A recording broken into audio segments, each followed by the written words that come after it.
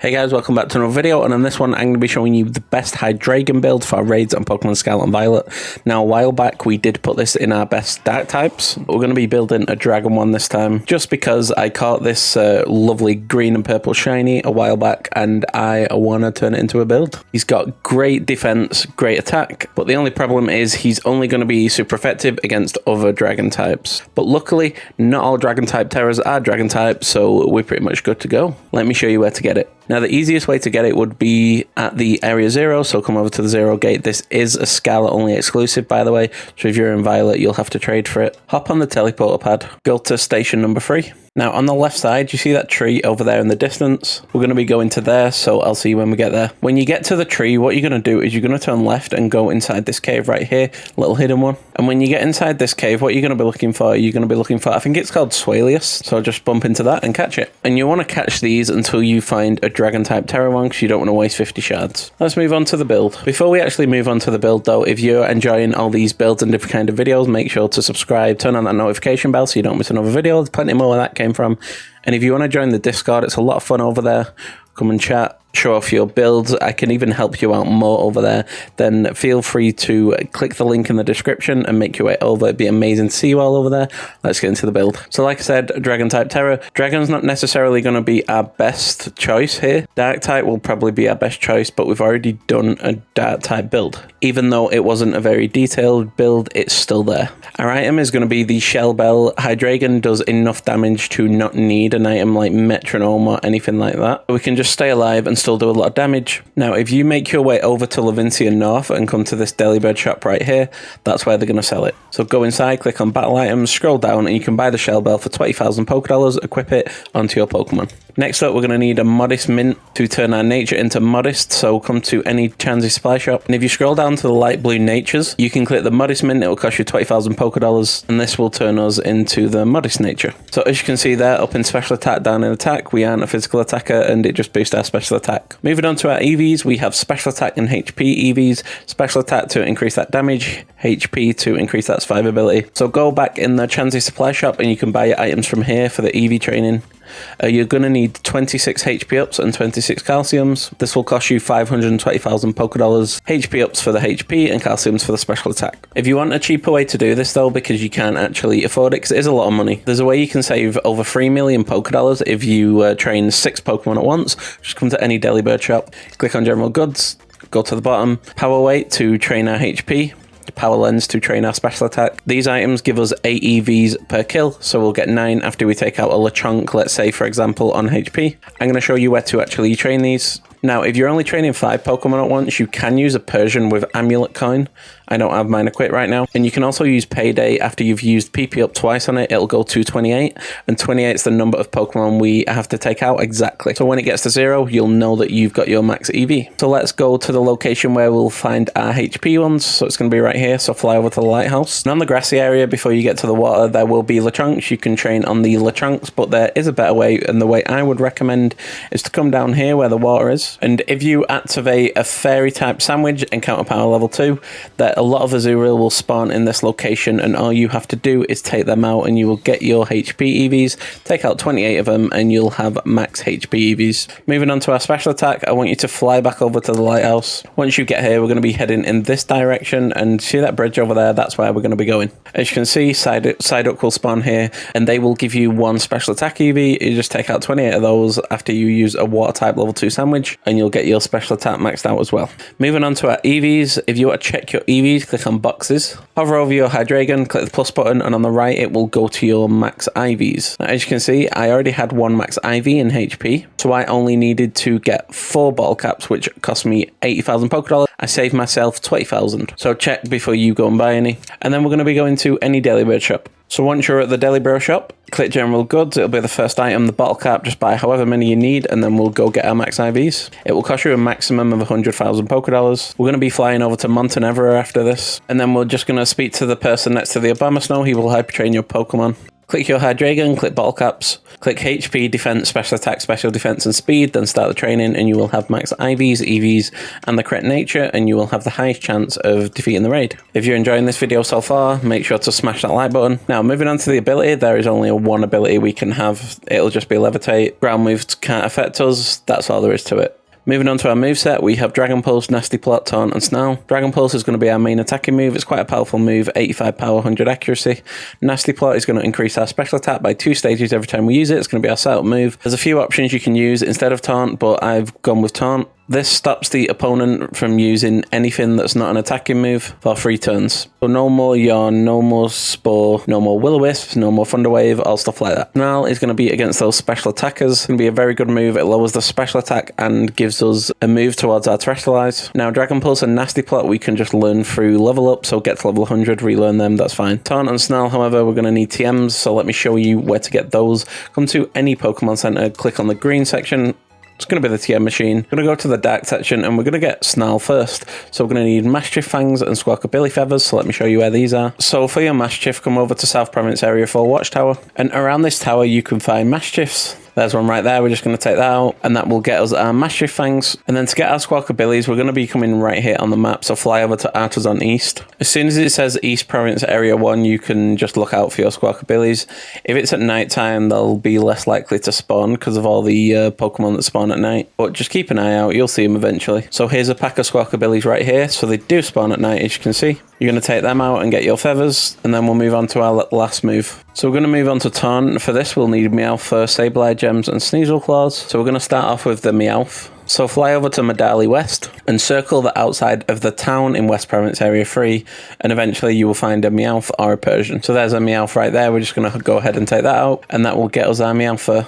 Now for Sableye, come to the bottom left corner of the map. We're going to be flying over to Alphanada, and we're going to be heading to this cave right over here, the Alphanada Cavern. Once you get inside there, just keep going until you reach the edge of this little cliff here, and we're just going to be jumping off. And we're just going to be looking for Sableye around this location. There's one right there, so we're going to take it out, and then we'll get our Sableye Gems. Moving on to our Sneasel, what we're going to do is we're going to put a waypoint right here and fly over to Paldea's highest peak, and then just drop down. We don't want to just fly so we can't see the Pokemon, because you can find them on the way down.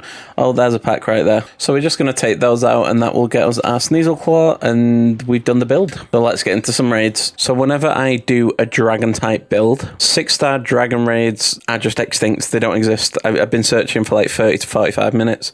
It's actually crazy. So we're going to settle with a ground type 6-star Armorogue. Let's see how it goes. Look at that shine. So it's pretty much guaranteed that he's going to use Will-O-Wisp here, so we're just going to taunt him. Oh, he used Nightshade. Yo, he read it. I've never seen this Pokemon not use Will-O-Wisp before. We're going to use Snarl now. Decrease that special attack by 1 stage. Get some health back. He can't use Calm Mind after the taunt. We're going to use Nasty Plot. He's going to use Nightshade. He is faster even though he's paralyzed because of that ability that he's got. And we're going to attack just to get some health back. So he uses Nightshade. We're going to use Dragon Pulse. We're on 99 health at the minute. He's going to use Nightshade again. I don't mind getting taken out here, so I'm just going to use Snarl. Don't steal some of my Tera Charge. I will be very upset. He's going to use Nightshade again. We get taken out, that's completely fine.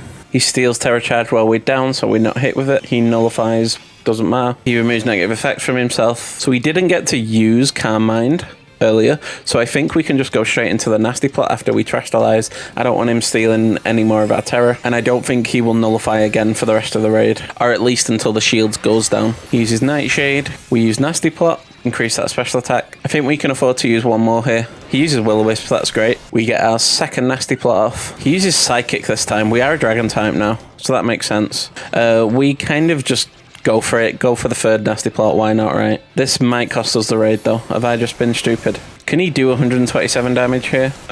Wow, that was so close. We're going to use Dragon Pulse here. It should destroy the shield. Yeah, it does a ton of damage. Nearly takes out the Armorogue. I mean, wasn't even close at all. Don't know what you're talking about. The shield breaks. You know, sometimes you got to spice things up, you know, add a bit of sizzle to the game. Speaking of sizzle, he puts Sunny Day up, but it doesn't matter because we attack first after the shield breaks, and we take him out with a Dragon Pulse. You gotta put on a good show when you're doing these raids. Where's the fun if you don't? Wow, we get 2 Herba Mystica from that. That was amazing. Let's move on to the second raid. Our second raid is going to be a 6-star normal type Palmart. This could be trouble because he does have close combat, but we're going to see how it goes. So he's a physical attacker, so Snarl will be out of the question here. I also don't think it's a good idea to set up until we turn into a pure dragon type. Then we're not weak to his close combat, so we're going to use Dragon Pulse. I'm just praying we can get 3 off before we go down. Oh, he's used Nuzzle first. That's also a thing. He can paralyze us without him actually using a status move, so Taunt wouldn't have done anything to prevent that. He uses close combat. How much is it doing? So it's doing over half. Can we get this attack off? If we're paralyzed, it's doomed. Right, his defense has been dropped, so hopefully we get enough health back to survive. We get 40 health back,